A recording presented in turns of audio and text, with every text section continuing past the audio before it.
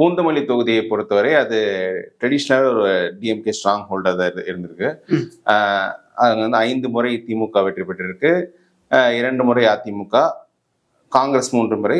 இது அந்த DMK strong ஹோல்டுன்றதை தாண்டி அந்த அந்த திருவள்ளூர்ல இருக்க அந்த ஃபர்ஸ்ட் ஒரு 90s டைம்ல திருவள்ளூர் டிஸ்ட்ரிக்ட், அந்த காஞ்சிபுரம் டிஸ்ட்ரிக்ட்ல தலித் காங்கிரஸ்க்கு ஒரு பெரிய ஒரு ஓட் பேங்க் இருக்கு. சிம்பத்தி ராஜீவ்காந்தி மரணத்தின் போதெல்லாம் நல்ல சிம்பத்தி இருக்கு.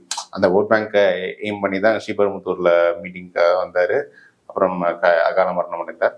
அதுக்கப்புறம் நீங்க வந்து 2011 வரைக்கும் இதுதான் ட்ரெண்டா இருக்கு.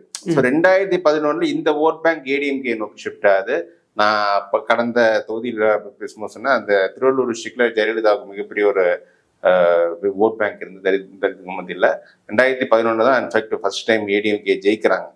அவங்க 11 ஜெயிக்கிறாங்க, 16 ஜெயிக்கிறாங்க. அதுக்கு முன்னாடி திமுக காங்கிரஸ்ன்ற மாதிரி தான் இந்த தொகுதி வந்து. பாமக கொஞ்சம் சிக்னிபிகன்ட் ஓட்டு இருக்கு.